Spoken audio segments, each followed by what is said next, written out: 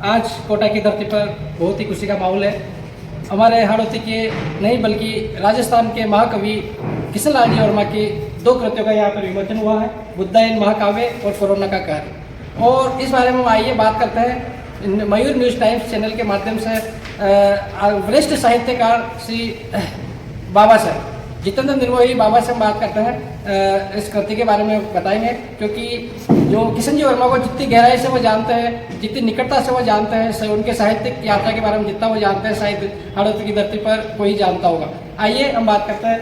बाबा, बहुत बहुत स्वागत है आपका मयूर न्यूज़ टाइम्स चैनल के लिए। धन्यवाद। आज बहुत ही खुशी का दिन है कि दो कृतियों का, किशन जी वर्मा की दो कृतियों का यहाँ पे विमोचन हुआ। इस बारे में किशन जी वर्मा के बारे में आप क्या कहना चाहते हो? इनकी साहित्यिक यात्रा क्या है, इनका लेखन किस तरह से हाड़ौती नहीं राजस्थान में अपना हाड़ौती का नाम रोशन कर रहा है, थोड़ा गहराई से हमें बताइए। किशन वर्मा आज जहाँ खड़े हैं उनको जानने की जरूरत है। अगर हम लोग राजस्थानी काव्य लें तो वो नैनूराम संस्कृता की परंपरा के कवि आते हैं, और महाकाव्य की परंपरा में वो डॉक्टर नारायण सिंह भाटी की परंपरा के कवि आते हैं। अगर हम उनका श्रृंगार पक्ष लें तो वो गजानन वर्मा, रघुराज सिंह आड़ा, मेघराज मुकुल की परंपरा में सृजन करते हैं। वो हाड़ौती की लोकगीत की जो धारा है, आज़ादी के बाद जो गीतों की धारा है, वो हवेलियों से प्रारंभ हुई, रघुराज सिंह आड़ा और दुर्गाराम सिंह गोबड़, और वो चलकर जनपद तक आई, और जनपद से जो आगे की यात्रा है तो वो किशन कवि कराते हैं। जहाँ तक किशन जी का सवाल है, किशन जी महाकाव्य में निष्णात हो गए हैं। आज का बुद्धायन ही है तो बुद्ध की पे इनकी पूरी स्थिति रही, और इनका आद्योपांत ऐसा लगता है कि ये स्वयं ही बौद्ध हो गए हों। क्योंकि जब भी आप किसी भी कृतिकार को या किसी नायक को पढ़ोगे तो जब तक उस पर आत्मसात नहीं करोगे उस पर बोलना बड़ा मुश्किल है। जब इन्होंने कीका का प्रताप लिखी तो इनका सम्मान महाराणा अरविंद सिंह जी मेवाड़ ने किया था, और इससे ये लगता है कि ये जनकवि भी नहीं है, लोक के कवि भी है, और राजश्रय प्राप्त कवियों में भी इनका स्थान है।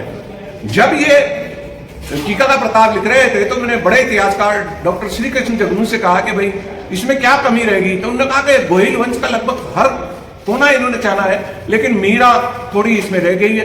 किशन जी ने ना मीरा उसमें सम्मिलित ही नहीं की, इन्होंने पृथक से महाकाव्य लिखा। केसरी सिंह बारट जो राजस्थानी संग्राम परंपरा के रत्न रहे, उन पर इन्होंने लिखा। किशन जी पर आज अगर यहाँ राजस्थानी विभाग होता तो किशन जी पर शोध की बहुत बड़ी संभावनाएं थी, क्योंकि हर इलाका अपने अपने लोगों के शोध कर्म की ओर प्रशस्त होता है।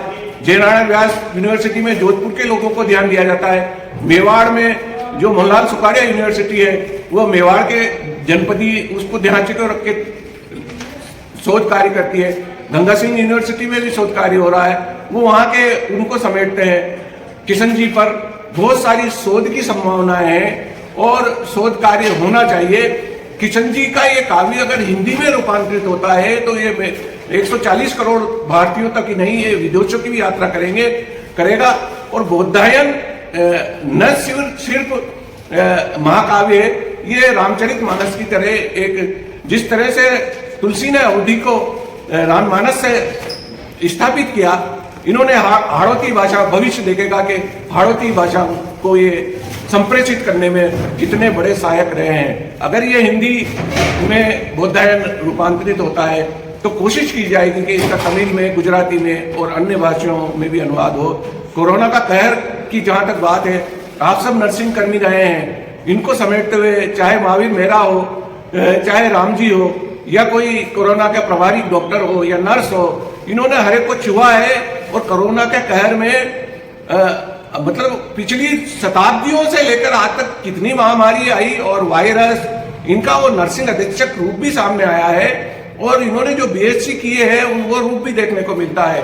इसी तरह राजस्थानी काव्य को लेकर बात करें तो जे राजस्थान में इन्होंने समग्र राजस्थान के कवियों, साहित्यकारों को समेटते हुए यहाँ के कवियों को भी समेटा है। ये एक बहुत बड़ी बात है। इन दोनों कृतियों के लिए इनको बहुत बहुत साधुवाद और भविष्य में किशन जी से बहुत संभावनाएं हैं, इन पर शोध बहुत आवश्यक हो गया। बाबा मैं आखिरी में आपसे पूछना चाहता हूँ कि वर्तमान में जो किशन जी की जो साहित्यिक यात्रा रही है, आंगने की तुलसी, उसके बाद में नैनीचंद और इनका भक्ति रस से ये जैसे आध्यात्मिक इनका जो सफर अचानक जो परिवर्तन आया, तो इसको किस रूप में हम देखते हैं आड़ती के जो लोग हैं, किस रूप हम देख रहे हैं आगे भविष्य आड़ती का जो भविष्य है साहित्य में, तो पीएचडी वगैरह की कई संभावना है इनके ऊपर? जब हम अमीर खुसरो से चालू होते हैं, हिंदी अमीर खुसरो से मानी जाती है, वो गजल के बहुत बड़े प्रणेता थे। तो अमीर खुसरो अपने महबूब से इलाही यात्रा करते हैं और महबूब इलाही तक, इसके हकीकत तक पहुंचते हैं। तो कवि का कवि कर्मी जब भी सफल होता है जब वो श्रृंगार से चालू हो और अध्यात्म में डूबो कर रख दे। तो किशन जी के जो राजस्थानी काव्य का फलक है वो बहुत बड़ा है, हिंदी का फलक भी है, धीरे धीरे सतत जारी है। इन पर शोध की जहां तक बात है, इन पर शोध क्या है, इन पे तो डिलीट तक हो सकती है। जहां पीएचडी का मैं कोशिश करूंगा कि अगर यहाँ राजस्थानी विभाग रहा तो जो भी गाइड होगा और जो भी शोधार्थी होगा, मैं उसे पूरा प्राणपण सहयोग देकर एक शोध की शानदार शोध कार्य करवाने की कोशिश रही। ये थे हमारे राजस्थान के वरिष्ठ साहित्यकार जितेंद्र जी निर्भय, जिन्होंने महाकवि किशन जी वर्मा के बारे में हमें विस्तृत जानकारी दी। मयूर न्यूज टाइम्स के लिए बात करने के लिए बहुत बहुत धन्यवाद। बहुत बहुत आभार, बहुत बहुत आभार। जय भारत।